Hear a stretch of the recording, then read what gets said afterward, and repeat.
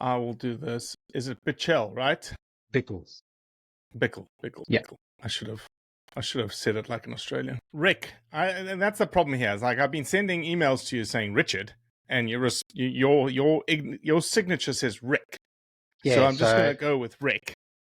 Yeah, it's either my mother or the tax agent that calls me Richard. I've been known as Rick since I was a young fella, so I'll stick with Rick. It's a little less informal. Well, you use typically my line when people respond to me on email and they say, Robert, and I say, look, if we're going to have a relationship here, we're going to be partners, we're going to work together, you have to call me Robbie because my mother's the only one who calls me Robert when she's mad at me. Exactly. Same on my side over here.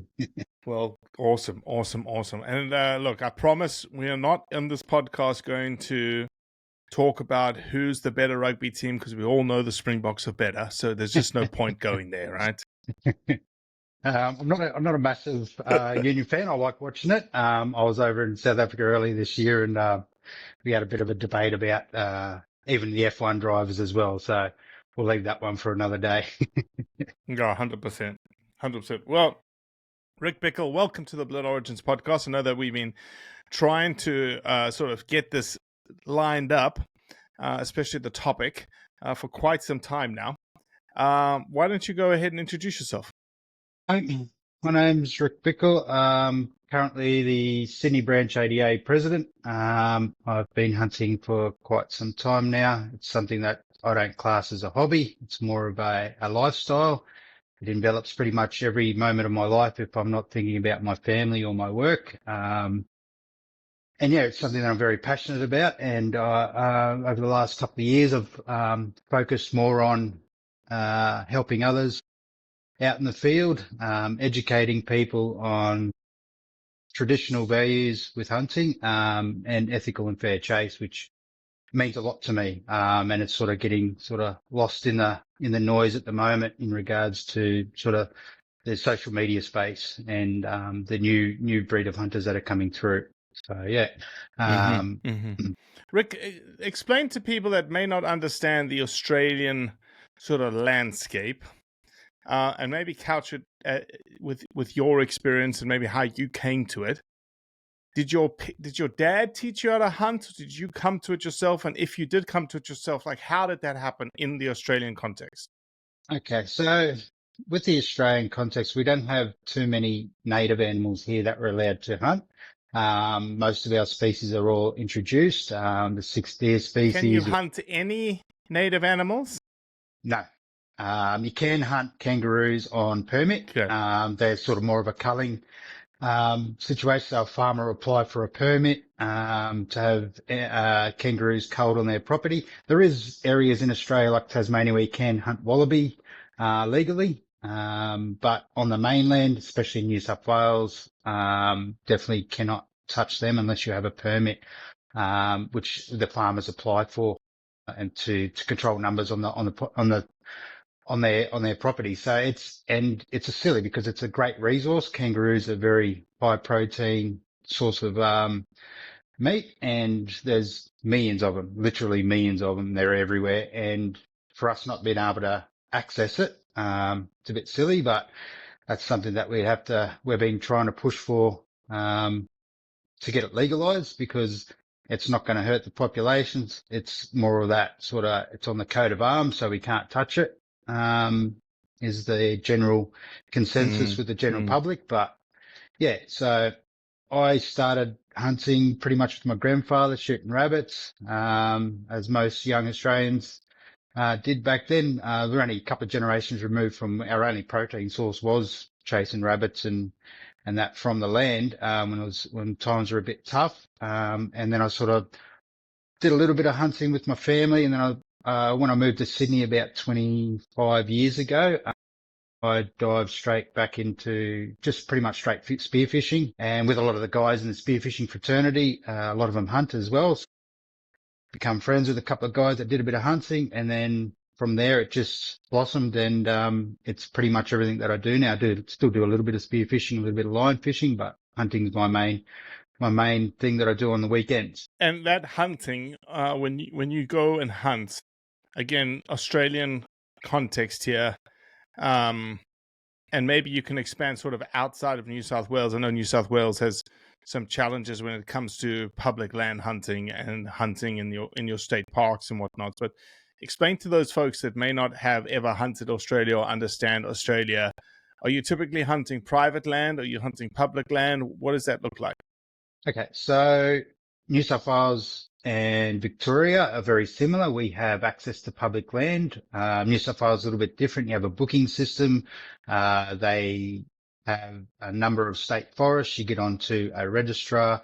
They allow, I think it's one hunter per every 400 acres. So however many acres are in that state forest, they'll have allocated amount of spaces available. You book in, you can go hunt they're all classed as ferals in New South Wales. So you got your goats, pigs, deer, foxes, rabbits. And in Victoria, it's a little bit different. You just pay for your game license and you can go hunt state forests and some national parks. States like Queensland have no public land hunting. South Australia has very limited hunting, same with WA, and Northern Territory is great. You'd know about Northern Territory with the buffalo and that, but that's all on private land. You do have a bit of public land hunting. It's called the backcountry hunting, where you can apply for a permit and go hunt in Litchfield National Park, which I've done. And it's a great experience hunting in the national Isn't park. that the national park? Didn't that national park just open up even further, even more? It did, Didn't I hear that? Yes, There was an expanded of hunting opportunities in Litchfield. Yeah. Yeah, exactly. Yeah, no, it's a great program. And, because as you know, buffalo is quite expensive to hunt in Australia. And it gives us locals who don't have that sort of $10,000 to go hunt a buffalo the opportunity to go up there and experience Northern Territory. And I always push people to go up there. You have a little bit of a hurdle where you have to have a local, attached to your permit. They'll take you out and help you out in Litchfield. I've got good mates that live up in there, so we did that a couple of years ago, but I've also hunted on private land up there as well. But back to New South Wales, I do have access to private land as well.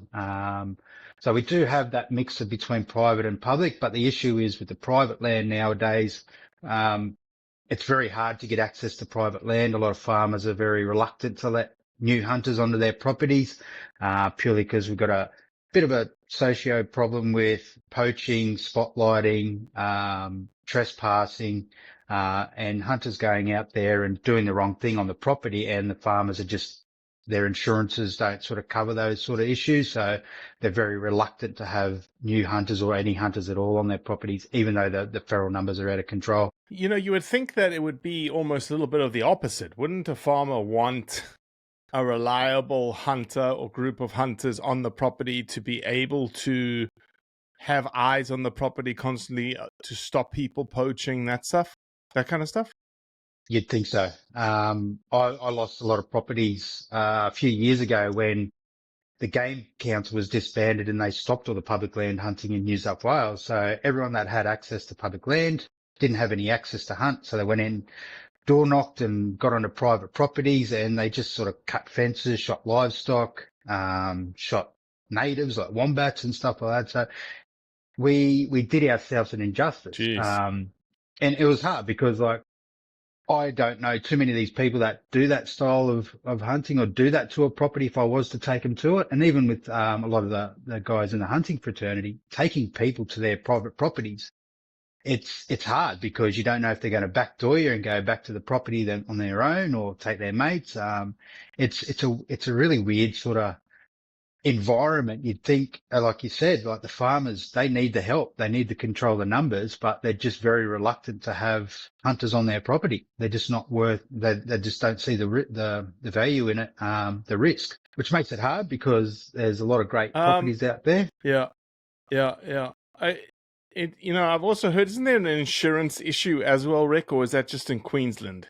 A liability issue with the landowners, with people coming onto their property? Yeah, well, that's the big thing is insurances. If I had an instance on one of the properties that I hunt on where they let a couple of young fellas onto the property. They were dog piggers, and they weren't supposed to have any rifles.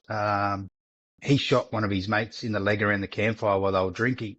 Had to get choppered out, and I lost access to that property.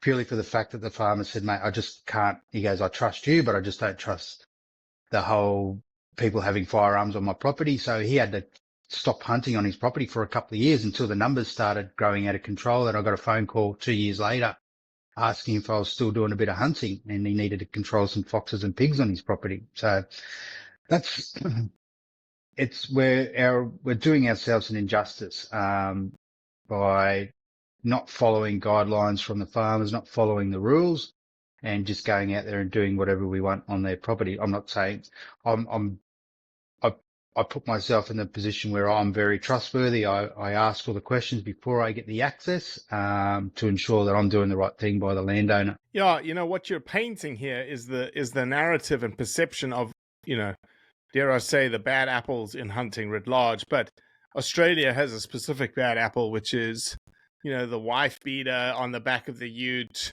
spotlighting, the Crocodile Dundee guys that are running around the paddock. We do, yeah. There is that image that does get portrayed to other hunters throughout the world, but they are here. But there is a lot of very respected members of the community that do hunt. But we all get tarred with that brush of being that redneck on the back of the ute with the spotlight, which I try to always, I try to engage in a conversation with somebody who may be against hunting. I live in Sydney. So there's a lot of people that have an opinion on hunting, without actually knowing what we actually do when we're out in the field. And I'm always happy to have the debate. I believe I'm very diplomatic in how I approach the debate. I wouldn't call it an argument. And I think I do sway people to understand that hunters aren't bloodthirsty killers. I don't know. Even my wife says, like, the amount of times I go out hunting and I don't shoot anything. I might see 30 or 40 deer in a trip, but I'm not willing to pull the trigger unless I've got an empty freezer or it's the right type of animal, or it's all about the hunt for me. It's not the actual pulling of the trigger and the killings per se. And there's a lot of people in our community that have that same mindset, but there is certain people in the community that they just want to shoot everything they see, which is unfortunate but I do get it, because we do have to control the numbers, but there is the other side of the coin as well. Yeah. So Rick, talk to me about the difference, because obviously Australia and New Zealand are very different landscapes than America and Africa and whatnot. You have species that are classified feral / invasive / non-native. Okay. And because of that fact, there is a requirement for management, or even from a farmer's perspective, a necessity for management. So in your brain, what is the difference between people hunting and people managing? Right. So I've been fortunate enough to hunt in New Zealand a few times, and it's a great community over there. They have a different mentality when it comes to hunting. It's part of their culture. So it's very well accepted. Like, as soon as you fly into the airport in New Zealand, especially if you've got a bit of camo or you're carrying a gun case, people are willing to come up and ask a question, where are you going hunting? And they're very open to it. Whereas if you fly back into Australia, into Sydney, and you're walking through the airport with a gun case, people look at you like you're a criminal. And it's just that mentality of, we don't need hunting in Australia. And the government agencies are there to control the numbers. But we've always had the view that we can work together with government agencies to help control the numbers, and also provide a recreational activity, and also provide for the freezer. So it's really hard to sort of try and put it into words of the actual mentality of the general public in Australia when it comes to hunting, because it's like it's treated as a crime, but it's been part of our culture for quite some time. So I've always tried to shine hunters in the right light and show that we're not the bad guy. We are out there helping control the numbers. We didn't introduce the species into Australia, but we're here to help control them. And the difference between hunting and culling, yeah. Sorry, Robbie. Hunting and culling. Hunting it's an experience. Culling's more of management. Culling's, and it's done in the right way, it can be a very useful tool. How we go on about it at the moment with the government agencies is just the helicopter culling and leaving all the corpses in the field, which leads to wild dog numbers exploding. And the amount of money that we're spending on these programs, the taxpayers' money, it's astronomical compared to if we were allowed more hunters into more areas. I believe you had Rob Borzak on earlier on. I talked to Rob and Rob Jr. a fair bit. We've got this conservation bill coming up soon. The submissions are nearly done. We're willing to go into these new places and control the numbers for free. Like, we'll pay you to get the access. We'll pay the licensing fees. We'll pay what we need to do to get into these areas and control the numbers for free and take the meat and the animals out of those areas instead of leaving them on the ground to pollute waterways and also to encourage populations of wild dogs to increase as well. So, Rick, let me ask this question, and it's poignant, obviously, to the direction of the conversation. What if I, from a culling perspective, I'm going to put myself in the hypothetical here. I am working with a farmer. I've got access to hunt his property. And he says, I need you, Robbie, to take 80 deer a year off this property. I.e., I become de facto manager. And I go out one afternoon and I shoot 10 deer. I only need one. I take one, I leave 9. Yep. How do you... Are you okay with that? Like, because that scenario is going to happen, right? And how is that detrimental to hunting? What does that look like perception wise in that Aussie context? Okay. For me, it's when you get access to private land and that's what the farmer wants. Well, that's what you need to do. If you're unable to supply that service to the landowner, because it is inherently his property, and he's asking you to cull numbers. So that's where the difference is between culling and hunting. You might go out there and treat it as a hunt. And you have to sort of devise between whether it's going to be class it as an ethical hunt or if it's going to be a cull. I've got properties where the landowner does request that. He'll dig a hole for us. I'll shoot a couple for my freezer and then we'll shoot as many numbers as we can. We'll bury them to eliminate that issue with attracting wild dogs. But it all comes down to what that landowner requires from his property. We've got the numbers here. So it's not as if I shoot 80 deer off one property and there's no more deer left on that property. You only got to go for a drive down the road and you're probably going to find another good population of deer or feral species. So it's not as if we're shooting these numbers off the land, they're disappearing. Rick, you made a qualification, the difference between ethical hunting and culling. Yes. What is that? What is the difference? All right. So for me, ethical hunting comes down to the respect that you have for your quarry, and pitting your skills up against that of your quarry. I'm predominantly a deer hunter. I'm a deer stalker. I don't participate in long range shooting when it comes to deer. I don't participate in using thermals or high powered scopes. For me, it's putting my skills up against my quarry skills when it comes to sight, sound and scent. And I like being in close. My favorite game species is sambar. They're probably our preeminent and most revered species to hunt in Australia, purely because they are just super switched on. They're used to evading tigers and leopards in India, so they're still they're super hard to, so especially a big stag.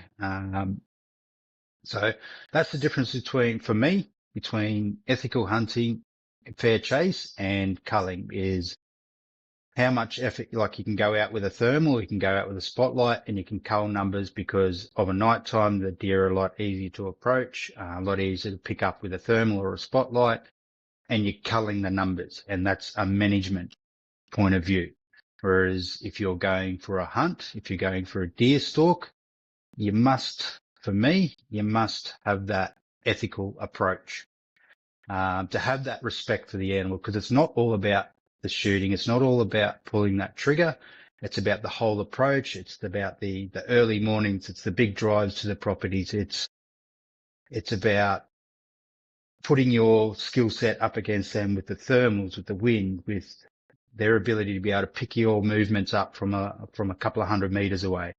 So that's what I find is the difference between ethical hunting and culling or shooting. I love these kinds of conversations because I get to ask hard questions of someone who's thought through this.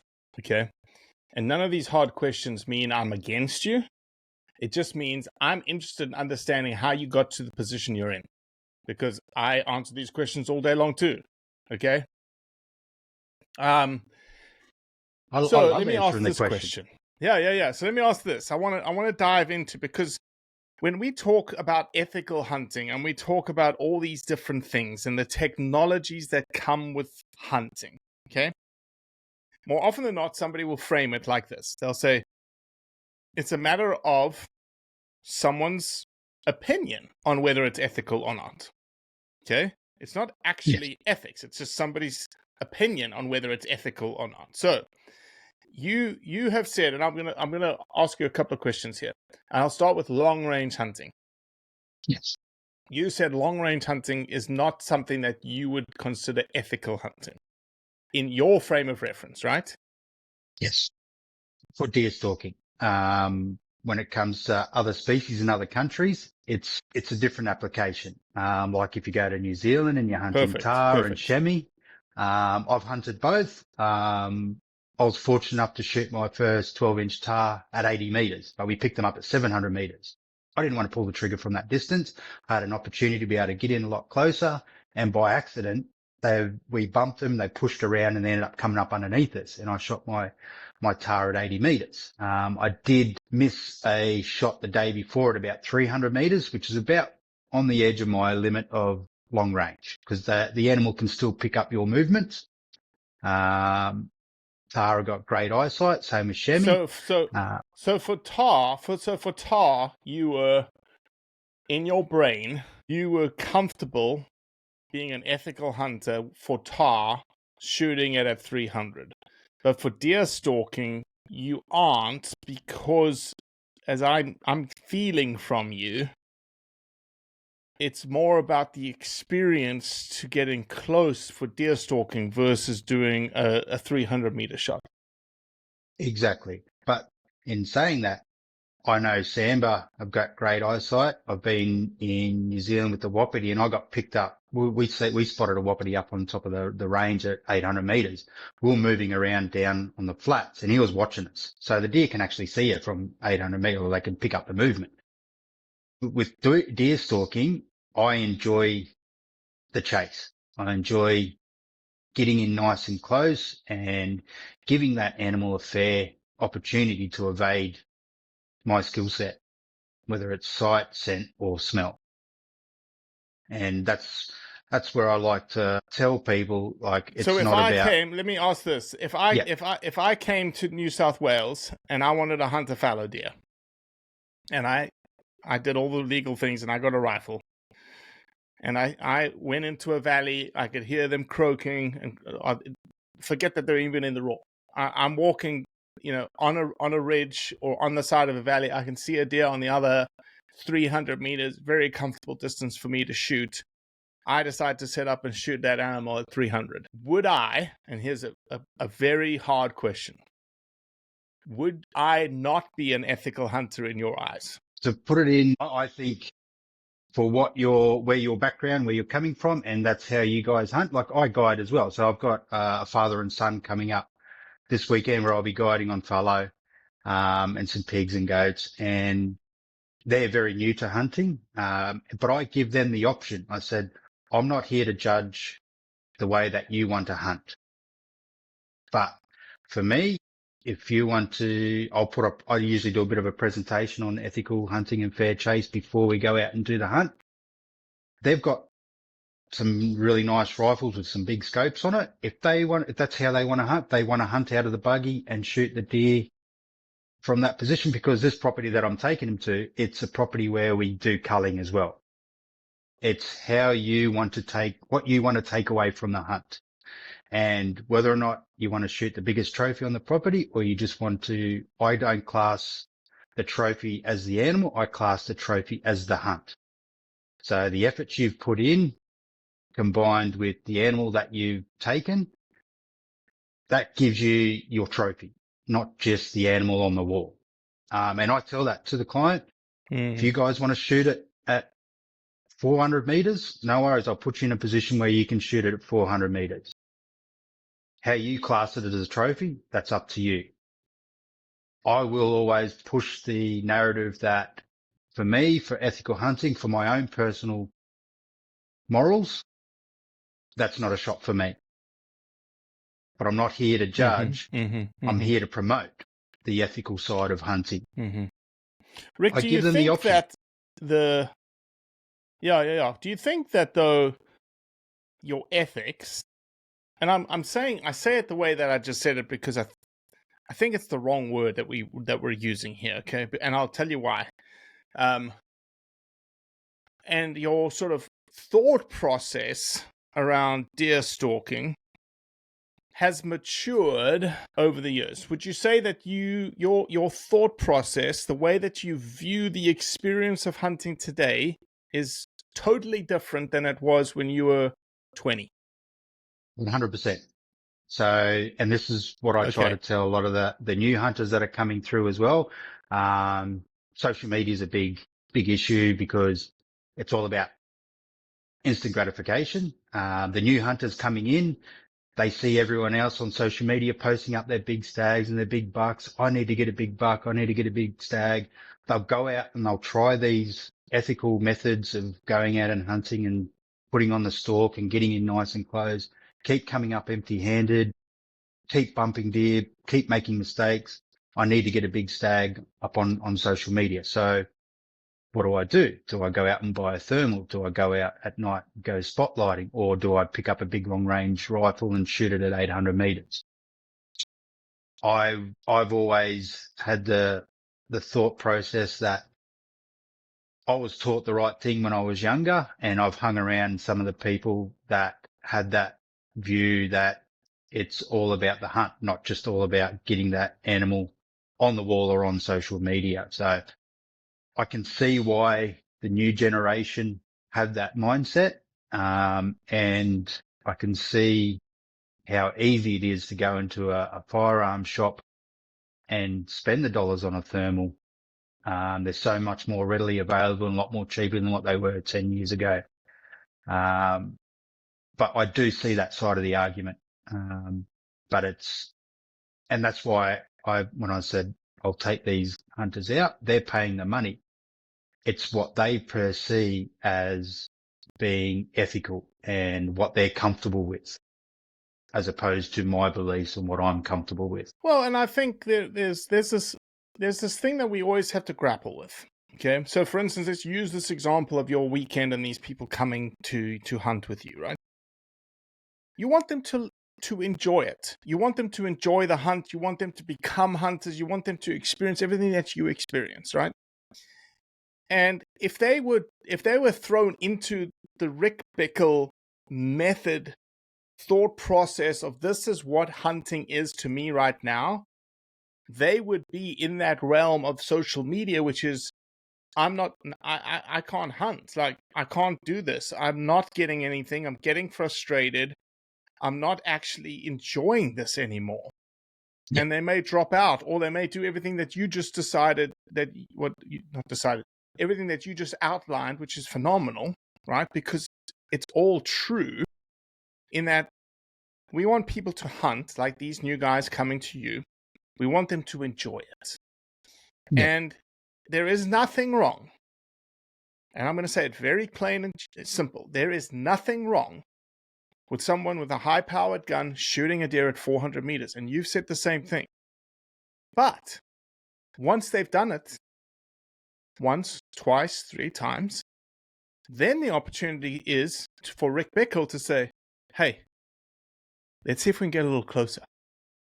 Let's see if we can sneak in as much as we can. And that adds in this new level of hunting prowess, which is the evolution of what's taken Rick Bichel from somebody that was 20 years old hunting very differently to you only being 21 now, but that's okay, you know. We won't tell everybody your age. Which is your evolution, it's your maturation of hunting, and that is a part of the process. And I think people get, yes, social media is accelerating that maturation process, okay? But I don't think that we should lump everybody, and this is why I say ethics was the wrong word. I don't think we should lump everybody into the same bracket of what is ethical and what isn't, because somebody's going to say, like you said in the beginning, but you did qualify it after, oh, long-range hunting's unethical. Well, my pushback right away would be like, okay, what's long-range hunting in your book? They say, oh, 400 meters and above. And I said, okay, well, why is 390 not long-range hunting? How did you qualify 400 over 390 or 300 over 250? Like, what did you qualify it? And nobody can give me an answer. There is not a single hunter on this planet that can tell me why long-range hunting is unethical in terms of a number. It's just because the maturation of their hunting experience has taken them to a point saying, I don't like to do that anymore.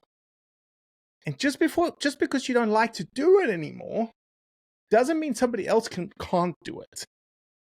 Yeah.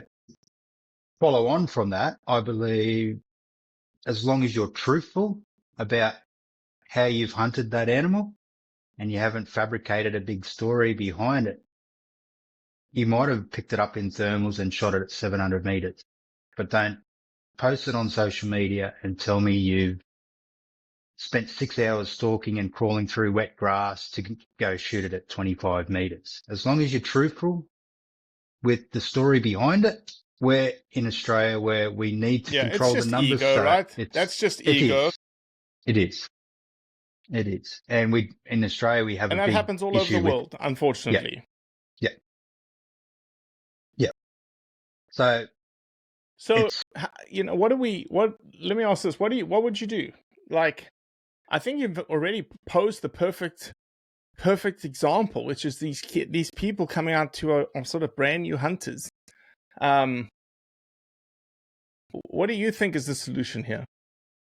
Well, the great thing about the father and son that are coming up, the father said to me, he goes, I want my son to learn the right way from the start. What is the right way? Is it my way? Is it the spotlighter's way? What is the right way?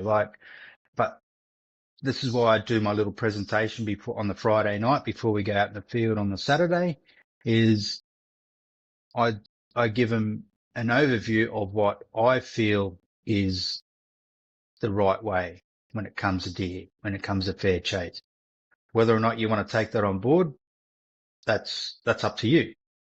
I'm not going to belittle you. I'm not going to put you down because that's your chosen style of hunting, but I feel it's getting lost, and I want to ensure that my sons, they will have that opportunity to not agree with my style of hunting. My eldest has just got his firearms license, but he's been deer hunting with me for a couple of years.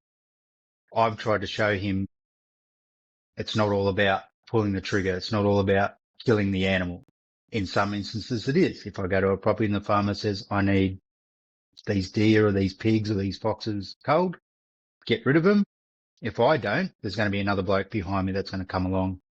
Might be a pro shooter or a contract shooter, and he'll clean up the numbers.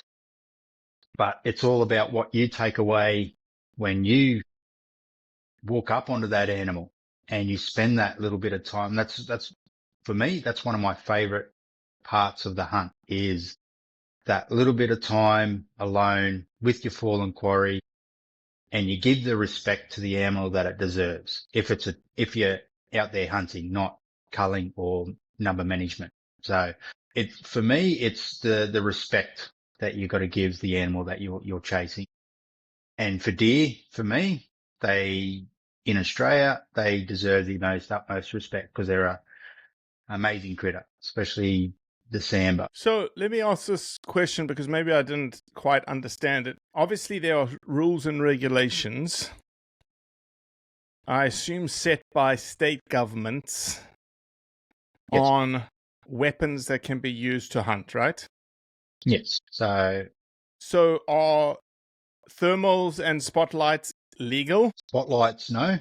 But they can be used on private, like I talk about in the public land space. Spotlights are definitely not allowed to be used in New South Wales or Victoria in the public land space.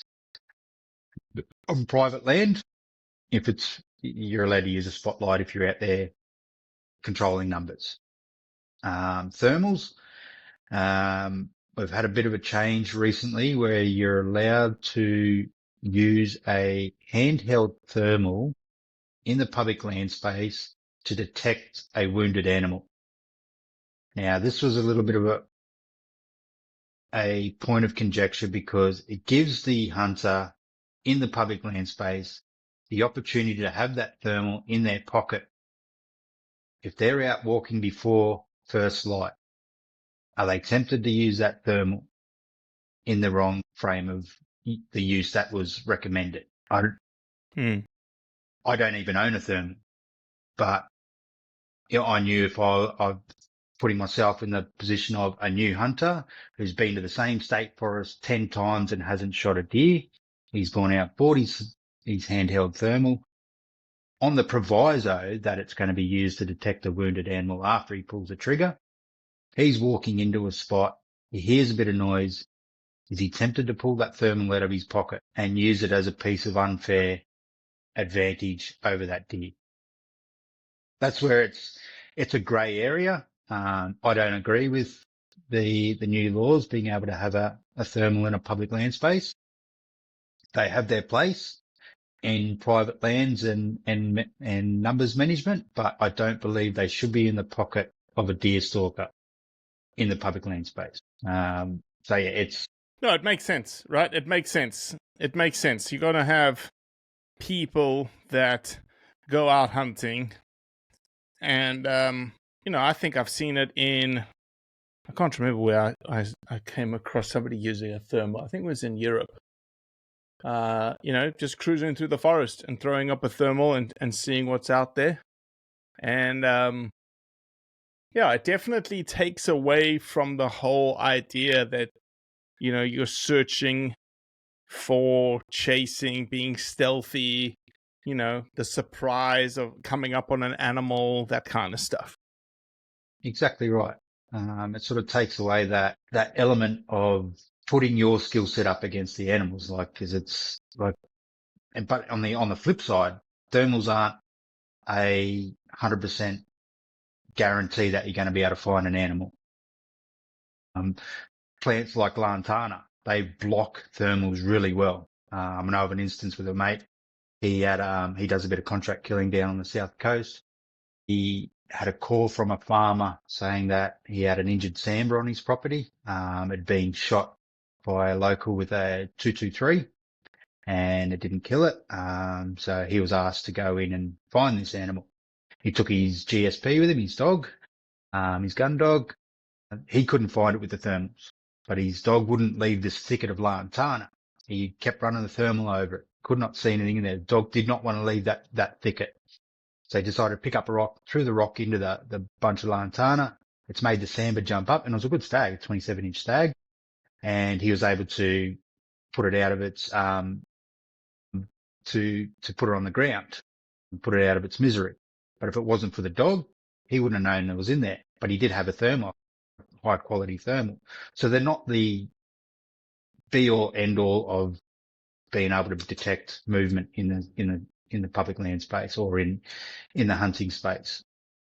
And also on the flip side with that is having a thermal in your back pocket in a public land space where there could be other hunters, and you pick up the heat signature of another hunter who's sitting behind a tree, and you've picked up a little bit of his leg or his arm or his shoulder, and you keep looking at it through the thermals. It's a bit of movement. It's got to be a pig. It's got to be a deer. It can't be anybody else out here.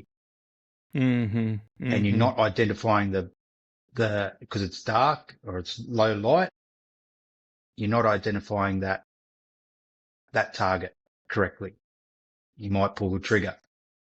Are you shooting someone by accident because you're using your thermals because you wouldn't have picked them up in your binos? So there's that element Yeah, of good point. safety as Good well. point.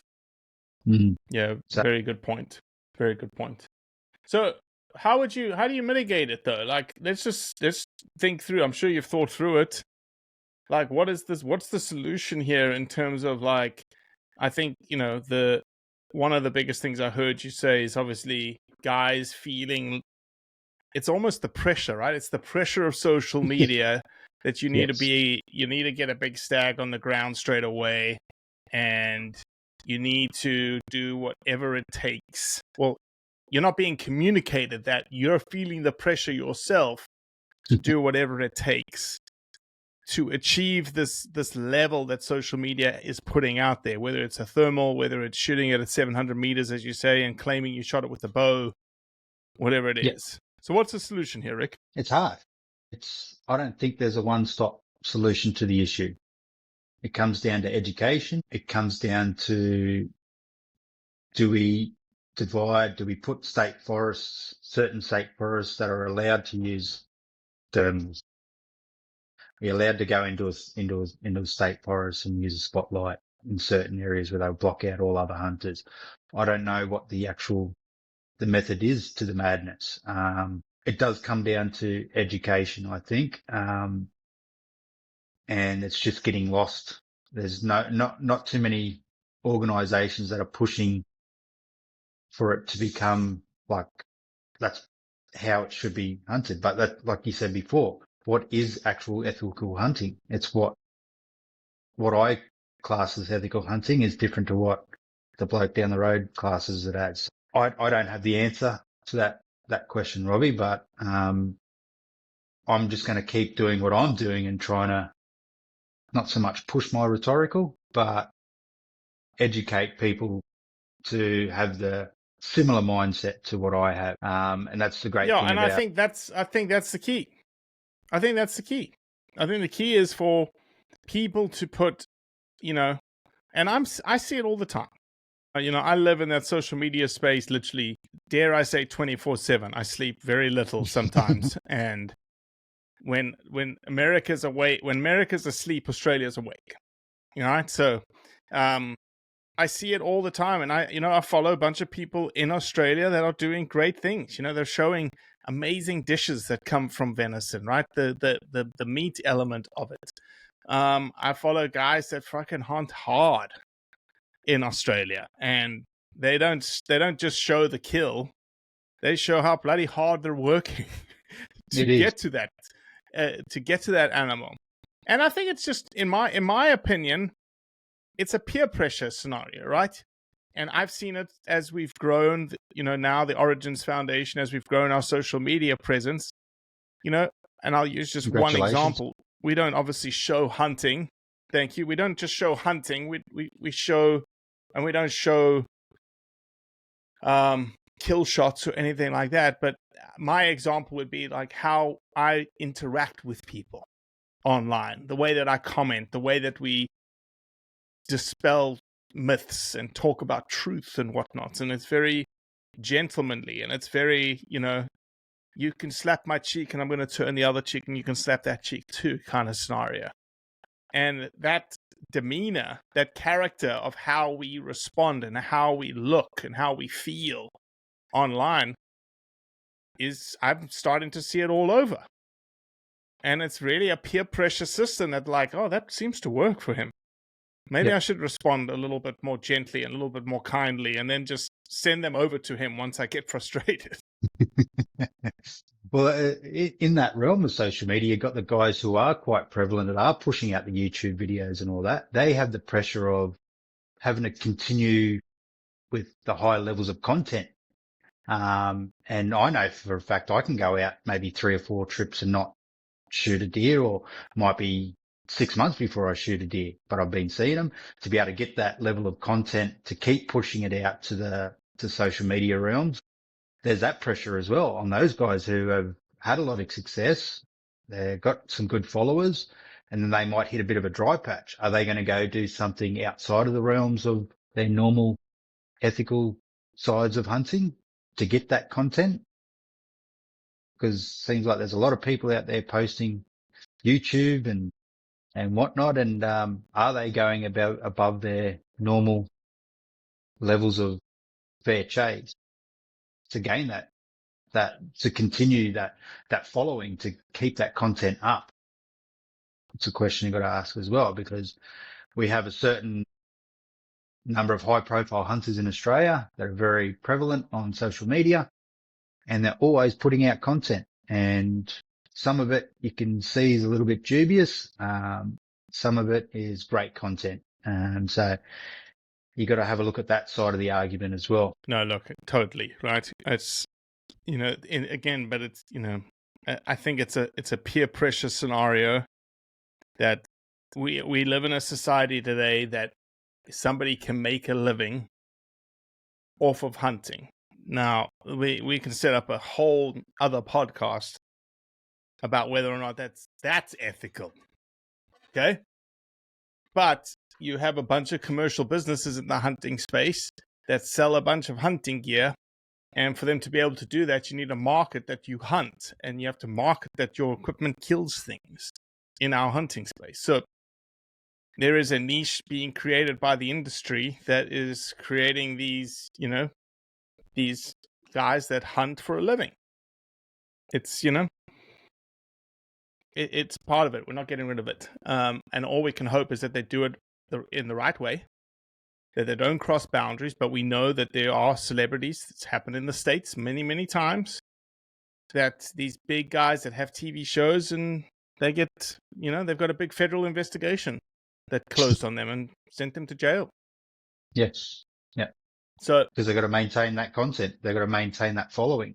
They've got to maintain the materials for their sponsors. The pressure's on them. Yeah, it is. It is. And you can see, and then you go on the other side of the coin with the conservation of hunting is the thing that's protecting the animals. I'm not going to go into too much depth in regards to, I had my first trip to South Africa this year, and I had a preconception of what hunting in South Africa was. And when I got over there, it was completely flipped on its head, because in Australia, we're always led to believe that everything in South Africa is all about high fence hunting and everything's easy, and you just go into a paddock and you shoot the animals and you take your photos with it. But I was shown it's not that easy, even if it is a fence property. And I was only hunting on properties that are 17,000 acres, and we're still having issues trying to find the animals purely because the amount of rain they had, the thickness of the cover. So we spent a few days just trying to locate animals, let alone have an opportunity to be able to shoot one. So I had the opportunity to be able to test my ethical beliefs when it comes to hunting in South Africa. And because I'm doing a bit of consulting for these outfitters, trying to send Aussie guys over there to experience it, because I think every hunter needs to experience Africa. It's absolutely amazing over there. 100%. And I told him, I said, I don't want that easy hunting when we're driving around in the truck. We spot the animal, we pull up, you get out, or you take the shot from the truck. I want to be able to put my skill set against that animal. And they were more than happy to oblige. And that's exactly how they run their outfit. So it was good to have that experience. And, I really want to get back over there and get some more Aussie guys over there and experience it as well, because great place. I really love it. Yeah, 100%. 100%. Well, Rick, let's wrap this up. Any final words on this topic? I appreciate you bringing it to my attention, and I love these kinds of conversations, obviously, because it's sort of like the heartbeat of what we do and why we do it, right? Exactly right. And probably the final thoughts on the matter is it's all what you feel is being ethical and what you're taking away from the hunt. If you can sit back at home, have that trophy on the wall and go, I put on a great hunt, it was me against that animal. That's what I believe is the ethical side of my argument, that the true essence of ethical and fair chase hunting is how you feel and how it sits with you. If you've given that animal a fair opportunity to evade your skill set. That for me is the ethical side of hunting. 100%. Well said, buddy. Well said. Thank you. Are you going to be at the Wild Deer Expo this year? I will be. Yes, definitely. Hopefully I'll be on a Let's stall. get a Trying to get selfie together. 100%. Can't wait to see you there. Yeah, I told Congratulations again. Sean Lynch of Dog and Gun Coffee. He was like, "Do you want to talk on stage? And how long do you want to talk?" I said, "Sean, I've been interacting in the Australian space for 5 years. I've never met anyone. I'm about to meet everyone. I'm not going to have time to talk on stage." We'll have a few beers and some chats and a few selfies. But yeah, I'm sure there's plenty of guys out here want to get a selfie with and have a chat and pick your brain about a few things. Congratulations again on the congratulations again on the organisation. That's amazing. You do a lot for our hunting community, not just in Australia but worldwide, and it's something that I look up to, mate. Thank you, buddy. Appreciate you a lot. Thank you, mate.